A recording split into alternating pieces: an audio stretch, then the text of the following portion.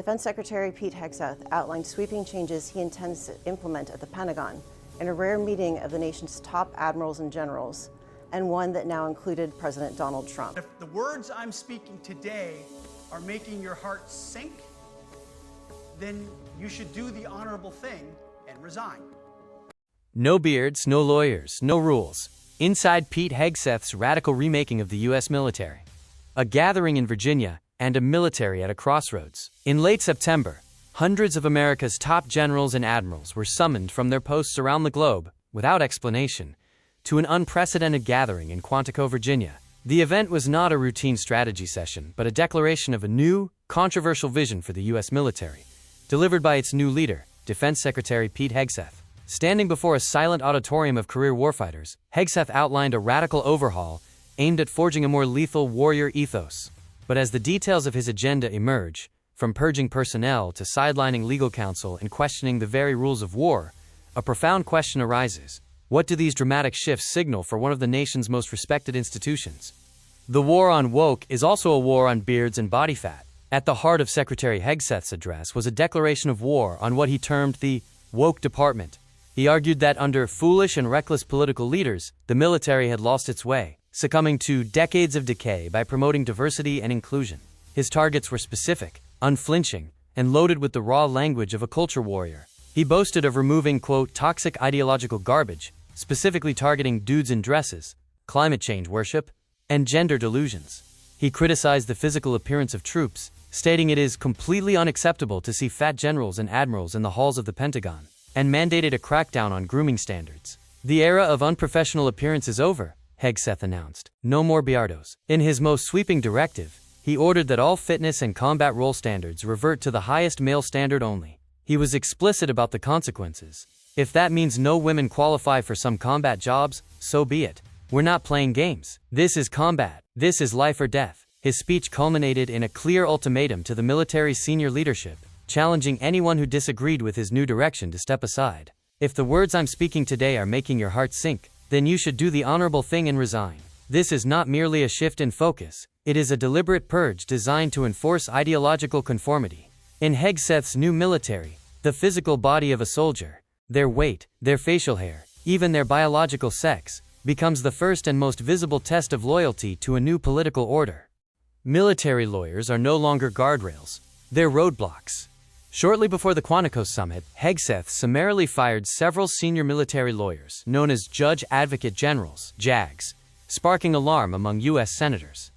In a letter to the Secretary, a group of senators expressed deep concern that the dismissals undermine the military justice system and may violate federal laws, specifically 10 U.S.C. sections 7037E and 9037F, designed to guarantee independent legal advice. The attack was not just on personnel but on the very structure of legal authority. Hegseth also plans to reduce the rank of JAG leadership from a 3-star to a 2-star general. The senators noted this position was deliberately elevated to 3 stars following the abuses at Abu Ghraib to signal an unwavering commitment to the rule of law. The senators argued that military lawyers are not political appointees, but essential guardrails, who ensure that military operations adhere to the Constitution. Hegseth, however, framed their role very differently, dismissing them as impediments to his agenda. We want lawyers who give sound constitutional advice and don't exist to attempt to be roadblocks. These actions are designed to make legal advice contingent on political loyalty, transforming the JAG Corps from a legal backstop into a political rubber stamp. The unmistakable chilling effect the senators warned of is not a bug but a feature, signaling to all military lawyers that their careers depend not on their adherence to the law, but on their allegiance to a political agenda. The armed forces have become a political stage. Congressional critics view the Quantico summit as a prime example of the military's rapid politicization. In a formal letter, the House Committee on Oversight and Government Reform described the event as a pep rally rather than a legitimate military necessity, and a, quote, dangerous and wasteful stunt. The committee elevated its critique beyond wasteful politics to strategic recklessness, warning that concentrating so many senior commanders in a single place creates an unnecessary national security vulnerability. The committee also voiced alarm over the use of senior officers as, quote, props for campaign-style events, a concern amplified by President Trump's stated reason for attending. It's really just a very nice meeting talking about how well we're doing militarily, Trump told reporters, framing the gathering as a morale-boosting exercise to promote his administration's record. This erosion of the military's traditionally apolitical stance is seen by experts as a perilous development. As one analysis cited in the House letter notes, the incentive to use the armed forces for political gain is high, but the long-term cost to the institution's credibility is severe. Presidents who are struggling politically have a powerful incentive to wrap themselves in military garb precisely because the American public holds the military in high esteem. The mission is an American crusade against enemies at home. The specific changes being implemented by Hegseth are driven by a much broader and more startling ideology detailed in his own writings. He has called for an American crusade, which he describes as nothing short of a holy war against America's internal enemies. He explicitly identifies these enemies as progressives and Democrats.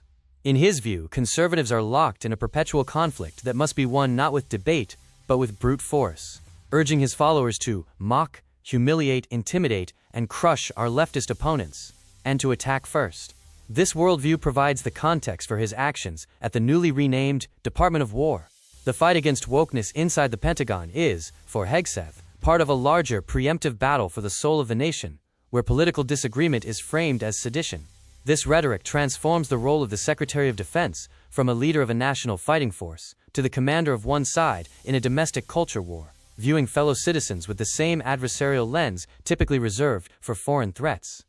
Winning may mean ignoring the international rules of war. Perhaps the most consequential of Hegseth's positions concerns the laws of armed conflict. In his book The War on Warriors, he argues that the United States should ignore the Geneva Conventions. His rationale is that these internationally recognized rules put American soldiers at an unfair disadvantage, forcing them to fight with one hand behind our back. He questions the very premise of adhering to a universal standard of conduct in warfare, suggesting that victory, on America's terms, should be the only guiding principle. If our warriors are forced to follow rules arbitrarily and asked to sacrifice more lives so that international tribunals feel better about themselves, aren't we just better off winning our wars according to our own rules? This position represents a profound departure from decades of U.S. military doctrine. Abandoning the Geneva Conventions would not only shatter America's standing as a nation committed to the rule of law, but it would invite reciprocal treatment of captured American soldiers.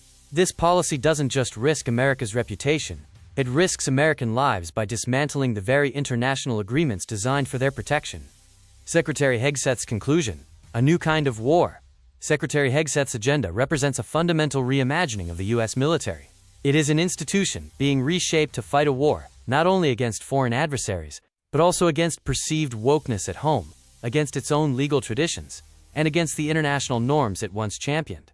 The physical, legal, and ideological standards that have governed the armed forces for generations are being systematically dismantled.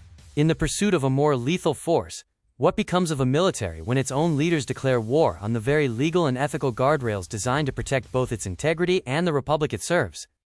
At Timeless Hub, we dive deep into the big ideas shaping history, power, and the future. If this radical shift in the U.S. military caught your attention, don't just watch, join the conversation. Hit subscribe, turn on the bell, and share your thoughts in the comments. Is Hegseth strengthening the military or undermining its core values?